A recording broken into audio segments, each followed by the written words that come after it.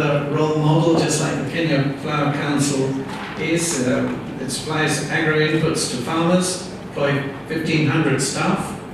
I don't know how many of you know that he's an imperialist.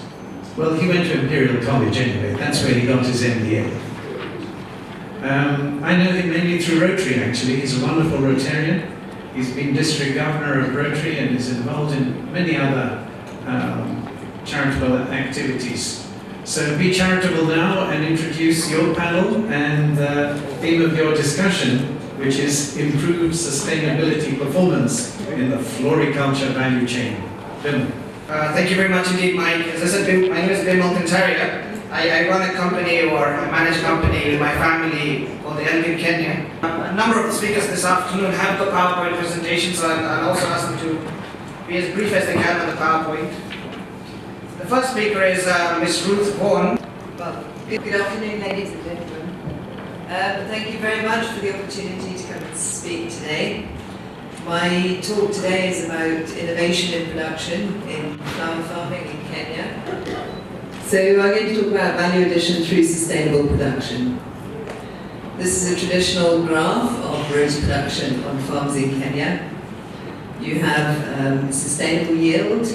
Sometimes things go wrong, and quite often things go wrong, and your sustainable yield reduces and you end up with a yield gap, as you can see in the picture. This is unsustainable production-wise. A farmer needs to produce enough stems to sell, to cover their input costs, their running costs, and to make a small profit.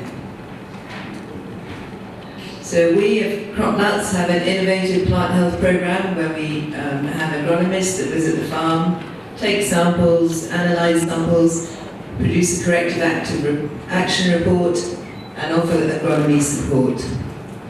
The flower on the left is a farm that was going bankrupt, and that is heavy metal toxicity and soil degradation. We do a lot of irrigation water analysis. This is crucial for effective running of your business. We're looking at ECPH, heavy metals, toxic ions, essential nutrients, and we give a fertilizer program that is long-term sustainable and based on the water quality and the species that you're growing. The plant on the left is from a farm that was going down because they had very acidic irrigation water. We do a lot of media and soil analysis. Again, we're looking for what's in the media. We see a lot of salt buildup, toxic ion buildup, essential nutrient loss. And this particular farm is suffering from salt buildup in their media, which is easy to sort out. Some farms lose a lot of production due to nematodes. We analyse soil, media, water, plant tissue, etc., identify the nematode species and the numbers, and give a corrective action. This particular plant and most of the plants in that greenhouse died from nematodes. And then we have an extensive ISO-accredited pathology lab where we're testing the soil, water, media, plants. We identify the pathogens, the levels of the pathogens, corrective action, or removal of the crop. So that's our plant health program. We identify the root cause of any production deficit. We do a corrective action report to mitigate any problems. The production increases again and becomes sustainable. You have a happy farmer and a sustainable industry. Thank you very much.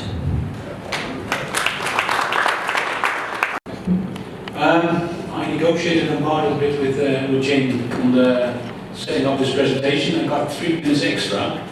And as part of my presentation, I'll just like to take you back to what flower business is all about. Before talking sustainability, production, anything else, it's about love and happiness. And my colleague will just start it.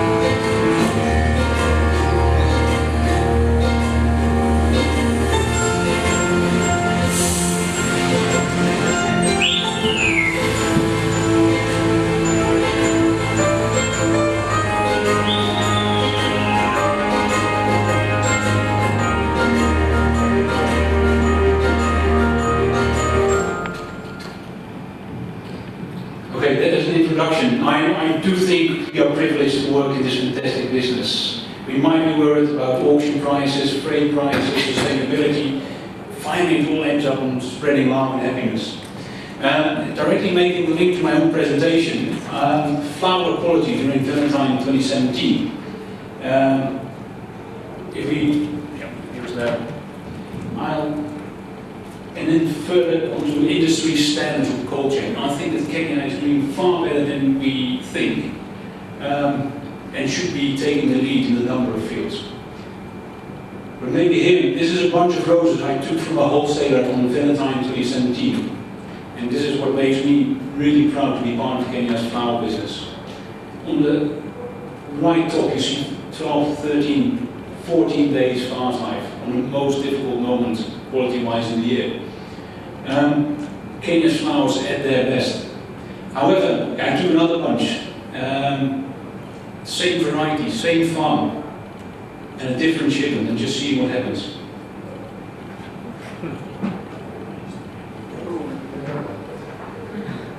Just think of the unfortunate young men that bought these flowers to impress his girlfriend. And I think that this is where we are in the industry. We can deliver an excellent product to the market, but I think it's now sustainability of business also means that we have a business next year. This young gentleman might just buy a bottle of wine or chocolates next year. For us, digging into the supply chain, trying to find out what happens, we have these issues on the farm. Now, a very simple thing like bucket washing or water source. Just look at very clean water or just a mistake washing buckets. So when we want to guarantee quality of the product, it's about the very basics of hygiene standards on the farm. However, it might also happen after the flowers leave the farm. And the next video I'll show you is an experiment. 2 bunches of flowers, one in a cold supply chain and one in a warm supply chain. So the cold supply chain, 3-day storage at 2, 3-day storage at 10, and then both flowers at the same time in order rotary.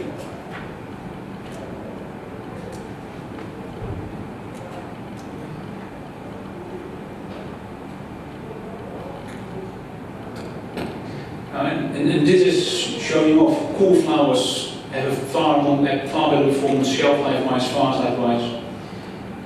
So we started analyzing the supply chain. This is more or less 1, 2, 3 days, 10, 20 degrees. This is the uncontrolled standard. Valentine 2017, we saw flowers arriving at 35. A few years ago, we even had flowers arriving at 58. But with some small effort, and this is where we're getting to now, flowers leaving at 3, arriving at 10, 12 degrees is already achievable. But now, flowers leaving at 2, 3 degrees, arriving in the market at no more than 5, 6 degrees. I now dare to say that cold chain-wise, Kenya is the industry leader. Kenyan flowers can arrive at less than 10, less than 8 degrees, and even arrive at 6 degrees. We're better than the Ethiopians, the Colombians, the South Americans. We've beaten the Dutch on their own territory. This is the new benchmark now for Kenya. I think we shouldn't allow ourselves to ship flowers warm. There's new markets to conquer, there's value to be added. But when I realized there was never a cold chain standard, and just looking back, the flower business until the 90s, I grew up in one of these flower villages, it was local for local. Now we're producing global for global. We have seen a fantastic increase in Kenya's production. 500% more flowers, 700 tons a week in 2001, 3,500 tons a week today. We have a backlog in infrastructure. We must build more cold stores, more trucks. The marketing model changed completely. Auction and clock systems versus direct markets. There's been a complete standstill in innovation in flower logistics. The Dutch buckets were introduced 50 years ago. Nothing else happened. We now see trucks without buckets taking 5 times more stems than flowers and buckets. That's where we can reach sustainability and profit and efficiency. And one thing we realized, supply chain performance was not measurable. So now from our office in Kenya, we're launching a new cold chain standard. We measure temperature exposure in degree hours. And with retailers, freight forwarders and farmers, we've agreed to this 500 degree hour standards. And all through the supply chain, we are easily meeting it. We can't be beaten by the Dutch, the Ethiopians or the South Americans yet. We are better than others. We would also like to launch this for packaging. Somehow the Kenyans are still using a box which is called the zinc box. It doesn't fit on aircraft pallets, it doesn't fit on auction trolleys, it doesn't fit on block pallets, Euro pallets, Danish trolleys. The moment we start using zinc boxes, we start losing money. It's not sustainable. We need to do better there. We've launched a standard for product quality and handling, and even for flower varieties. I'd like to launch for everyone meeting the standard this Flower Watch approved seal, all through the supply chain. On the Dutch side, the European side, the US side, the Japanese side, but also the Kenyan side. I think we can increase shelf life faster, reduce waste. I think we can increase load rates. I think the current ambition for the Dutch sector should not be a 10-20% improvement, it should be an 80% improvement. I think new transport modes are just around the corners. Sea freight in Europe, because of our geographical location, difficult. But now the Chinese market is coming up, and all of a sudden we hit the volumes that make sea freight possible. And we import so much in containers, and all these containers are running back empty to China. We can put flowers in there, and we can be competitive more than anyone else. Why Flower Watch? I think we've been doing this for 20 years. We work all through the supply chain, and we are just doing this work. We're not doing anything else. We're passionate experts in flower quality, and a track record with proven successes. Come see us at the show, and I'd like to work further with this industry. Thank you for your time.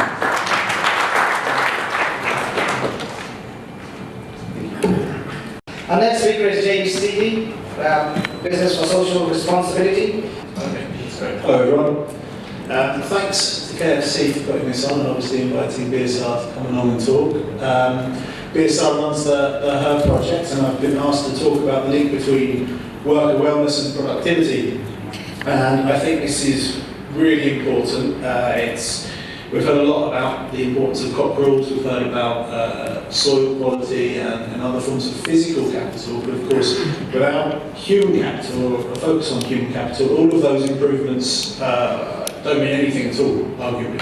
So what is human capital? It's the skills and is this, thank you very much, yeah. It's the skills and the ability to realise the potential within inside of Kenya, and that's a word that's often spoken about in the whole of Africa, potential. And once again, without the human capacity to be able to reach potential, everything else is inconsequential, really. So the importance of the link between worker wellness and productivity is important because it links to every other form of capital that we're looking at from a sustainable perspective, and indeed it can link to nearly all of the Sustainable Development Goals, but I'd like to call out 3 of them at this time. The first one is gender. The HER project is about women in supply chains. We focus on supply chains that employ large numbers of women, but we also educate men as well, so we don't exclude men from the programs that we run. So there is a gender aspect, a very strong gender aspect there. SDG 3 talks about good health and well-being. That's something that we are focusing on directly with the HER project. And SDG 8 is decent work. And of course, if you have a happy, healthy worker, they're enjoying their environment and they're being more productive. And that's what we'll be talking about today.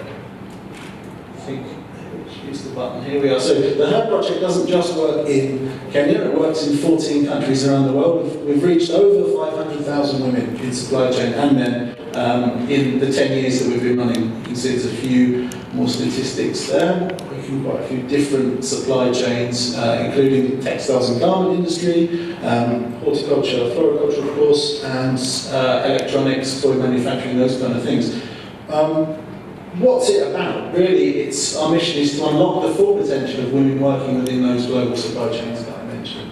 And we do that through workplace programs that promote health, financial inclusion and gender equality. We have 3 pillars as we refer to them: health, her finance, her respect, and her health accordingly. And we do that by bringing together global brands and their suppliers to work all the way along those supply chains. So it's an integrated approach which factors in the markets where, say, flowers are being sold, the demands from customers, through the brands, down to the growers and of course the workers as well. So it's a fully integrated approach. This slide here just shows us a little bit more about how we do that. BSR obviously oversees the HER project. We work with companies in the international supply chain. We work with local NGOs and local partners like KFC and our implementing partner NoPay. I'm not too sure how many of you have heard of them, National Organisation for Peer Education. And we work, of course, with farms and factories to work and affect their workers as well. So, the most important thing about it really is that it is that local and global approach that links those two things together. Our objective in doing this is a long-lasting and meaningful impact for workers. We do that by systemic change, and that is the most sustainable way of doing it. It's not about going in and providing a single point of education. It's about including those people you're educating in their process. We select educators from the workforce, and they go about educating their colleagues. Moving on, why do we do this? So it's important that we mentioned before the relationship between physical capital, human capital, and the benefits that come out of that. It's the right thing to do, primarily, to educate people about their health, about financial inclusion, about gender equality. It's something that should be done as standard anyway, but there are also business benefits to sustainability as well. So as I mentioned, it's the right thing to do. If you look on the left-hand side of this diagram, you'll find that we're looking to impact as many people as we can. We do that through the peer educator approach, and that means that we select between 3 and 5% of the working population in a factory or farm to become educated so they understand the subject, but as importantly, they become educators, the vehicle by which that message is shared. And that spreads throughout the workforce to reach everyone in the workplace, but also to their families as well. And what's the impact for business of that? As I mentioned before, you have happy workers, they're going to be more productive, aren't they? So really, what we're looking at doing is empowering women to take charge of their own health, and that investment will then spring back and, of course, result in greater workforce productivity. What's the impact? Well, we can see here in some rather large numbers exactly what the outcomes are from our health work in Kenya. I won't read all of them out, but broadly we're looking at statistics across different types of illnesses, different types of essential health provision, nutrition as well. So there's a broad impact.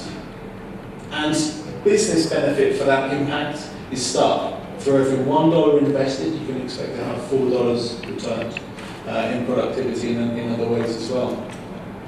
We reduce absenteeism, so workers are not only on farm for longer, when they are there, they're healthier, and that means they're able to take on board perhaps new lessons and take on board new responsibilities as they move forward. And this in turn reduces turnover rates. It means that you have the same workforce, a more consistent workforce for longer, and they're able to, once again, take the farm forward as they progress themselves. Secondary outcomes, enhanced communication, reduced maintenance costs related to health and hygiene, provision on site, reduced compliance variations if there is social audits that are going on. There's also a reduction in perhaps corrective action that might be needed there.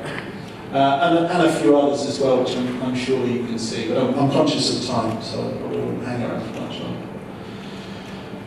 So, in Kenya specifically relating to absenteeism and turnover, we can see that there are great benefits to be gained from running the HER project in farms and factories. These are not our statistics, they're an independent study that was carried out last year showing that all those great things are actually going on. So it's a decrease in absenteeism, decrease in lost worker days, and a reduction to the rate of attrition in the workforce as well, which is a particularly interesting statistic, 37.5%.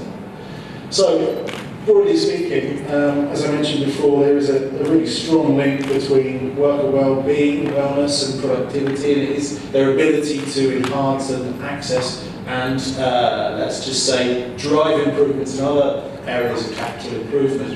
Without worker well-being, you're unable to achieve these things, and there's, once again, a few more statistics on this page just outlining exactly how that's done and how that's maintained. And that's it, everything.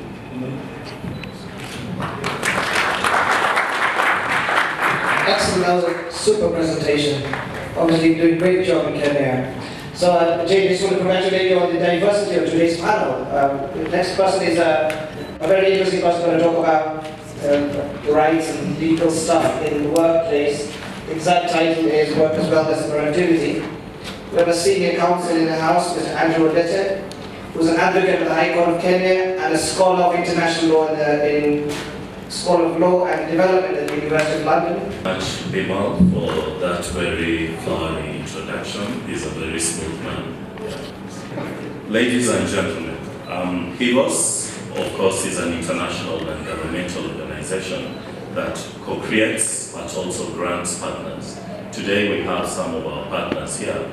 Of course, we have the Fadhili Trust, we have Kenya Human Rights Commission, we do have Workers' Rights Watch, and we also have True Price based in the Netherlands.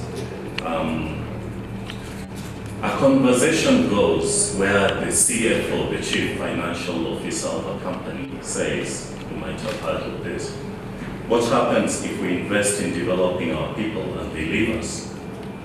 And the CEO says, what happens if they don't, if we don't and they stay?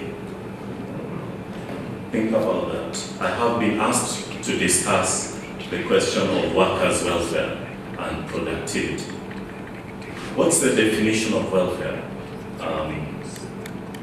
We call it many names, but a simple definition is the health, happiness, and fortunes of a person or group. It's that simple. And what's the basis of determining someone's welfare? Of course, there's the basis drawn up in international law, legal instruments, best practice, new frameworks for corporate accountability, corporate social responsibility, and basically also pure good manners within society. But if we break this down, what are some of these issues that we may classify as core welfare concerns of workers in the workplace?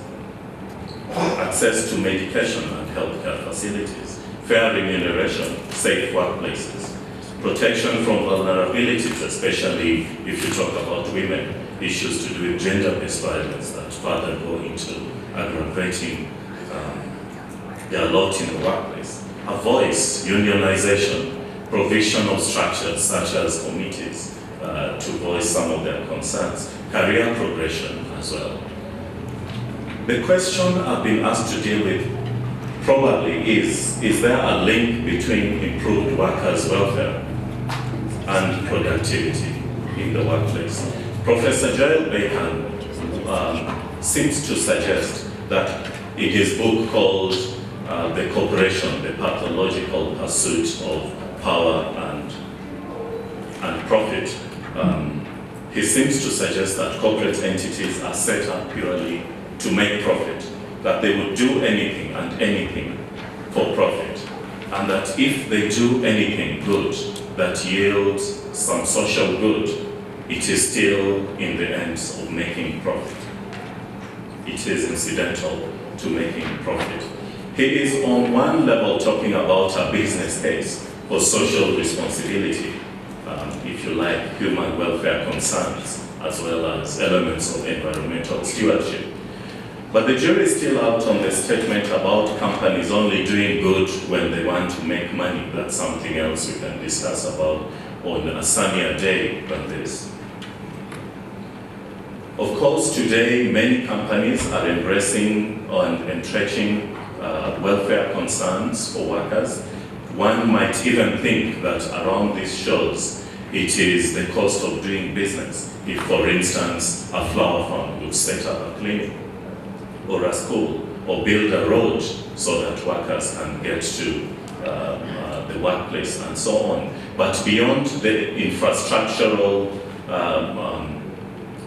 developments by companies, social issues as well, entrenching the respect of labor rights within the workplace. The main object of setting up for-profit organization is to make profit. Some companies also set up to provide solutions to society's problems. Of course, setting up as a corporate citizen, you own a stake in the society, and the prosperity or the fall of the society comes with you as well. Many companies are increasingly realizing that is the overriding philosophy. Leaving the motivations aside, what is the business case for promoting the welfare of workers? Of course, quite a bit of that has also been said by speakers before me. Workers whose welfare concerns are improved, of course, have a higher output at the workplace. They apply themselves a lot more and with a lot more decisiveness. They have the interests of the company at heart. They will not sabotage the facilities. They will defend with word and deed the company. If you invest in them, they are literally invested in your own business.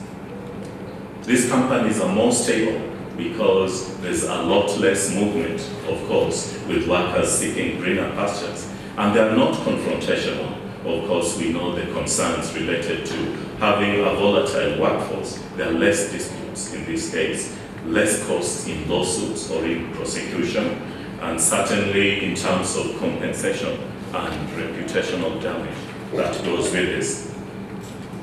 It guarantees a good name, a good reputation, which in turn brings with it goodwill from suppliers, market actors, consumers, and consumer demand obviously creates the business case. Healthy workers have more output, they absent themselves less, and targets are met when they are in tip-top condition. Of course, where there is participation by the workers in the workplace affairs, they feel a sense of ownership and there's less tension all around in the workplace. There are certain challenges though in this regard, because there's little understanding of corporate social responsibility, which encompasses quite a bit of welfare concerns of workers. There's little understanding of CSR and its utility to a company's bottom line. Can we link these issues where you draw a clear line between the people, planet, and profit, environmental stewardship, social footprint of your company, as well as the economic gains that flow from that? There's little understanding how we can embed the triple bottom line approach in a manner that makes sense to a company's goal objective, if you like, which is to make profit. And in this case, we need more learning frameworks because there have been empirical studies, not least by our partners, TruePrice, who have also demonstrated that give the example of the cat flour sector. There is a stakeholder commitment and willingness to make a case for good practices if those good practices could yield back upstream towards, say, a living wage, if you were to pick one issue. Little investment in research is another problem. Research that demonstrates the link between productivity and welfare concerns. There's little effort to create incentives for corporate social responsibility, whether this is through government activity or whether it's through market forces driven by the value chain and so on. Some of our reflections on how we can together work on some of these issues, even as we learn together, because it's not business as usual anymore in the new globalized context. Of course, the law exists also to ensure a modicum of respect for the welfare of workers. Certification, working with our partners, Kenya Flour Council and Fair Trade, we find that the certification model is one veritable instrument that can be used to promote good welfare practices, good corporate social responsibilities. I'll give you the example of provision of transport, and they go further deeper if you look at some of the standards to determine what that means in a way that makes sense to the growers and also to the workers. Corporate social responsibility, value chain discussions, conversations, and incentives across the value chain. There is particularly an interesting initiative developed by TruePrice and Ufadhili Trust, where there's a dashboard, a human rights dashboard, has been developed to quantify not just the retail price of a commodity, but also to put a figure on the social, sometimes environmental price related to producing a commodity. And working backwards, you can use that kind of dashboard methodology to redress some of the social and environmental footprint therein. I must also say that on Thursday the 8th at the IFTEX, between 2 o'clock and 3 o'clock, TruePrice and Ufadhili will be introducing this concept alongside the FSI working group on gender. Thank you very much. Thank you very much, Andrew. Thank you, Rajani. Let me quickly introduce to you Grace Charlo. She's a horticulturalist by profession. She works for the Horticultural Crops Directorate, HCD. I will talk about the role of Horticultural Crops Directorate, especially in ensuring we have a sustainable flower industry or sector in Kenya. So as a government regulator, one of the requirements for players is, especially those who are exporters, is to ensure that they are registered for their operations. That is, they get an operation license which is annual, and part of the requirement for this registration is compliance to standards and regulations. In this country, Mr. Ojepat, he's the director of FPIC. He's also director of Kenya Horticultural Council. He's a director of a company called Emmanuel Horticulture and the founder of Tamnega Farm Care Limited. My profession is a trade agronomist with 19 years experience. Ladies and gentlemen, my role is very simple, basically to describe the organization of the horticulture industry in this country.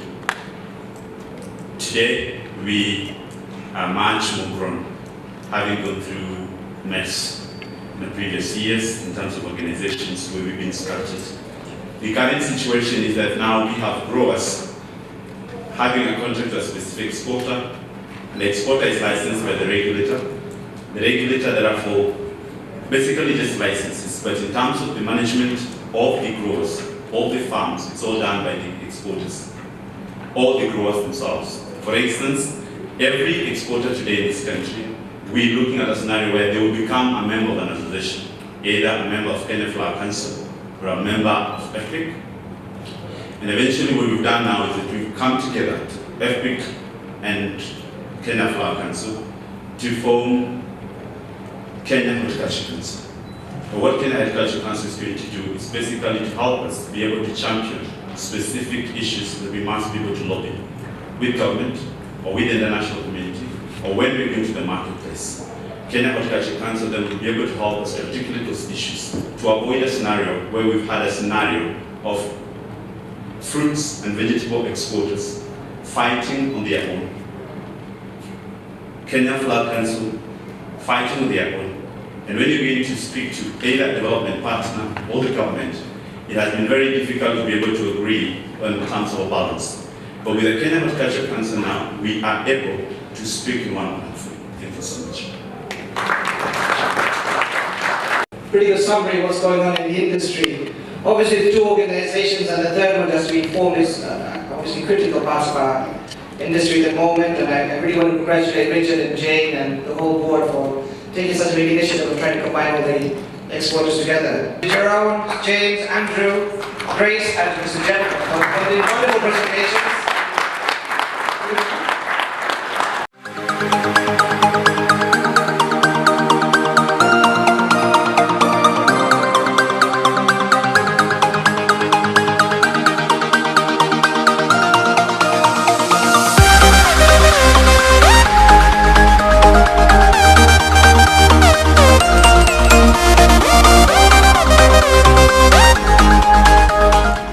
Mr. Ongwaye, who is the Managing Director of the Kenya Bureau of Standards. And he's going to talk to you about the role of standards in the sustainability of the flower industry. My name is Charles Ongwaye, Managing Director of the Kenya Bureau of Standards. First, who is KEBS?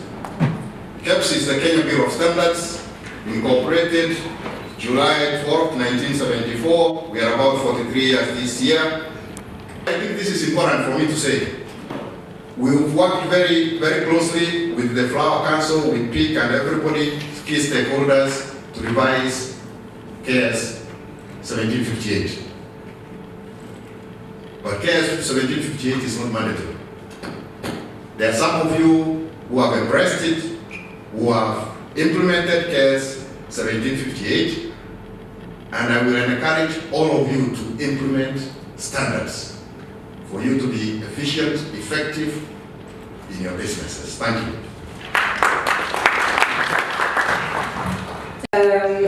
Our next speaker will be Mr. James Wahome, who is General Manager of Phytosanitary Services at KEFIS, the Kenya Plant Health Institute.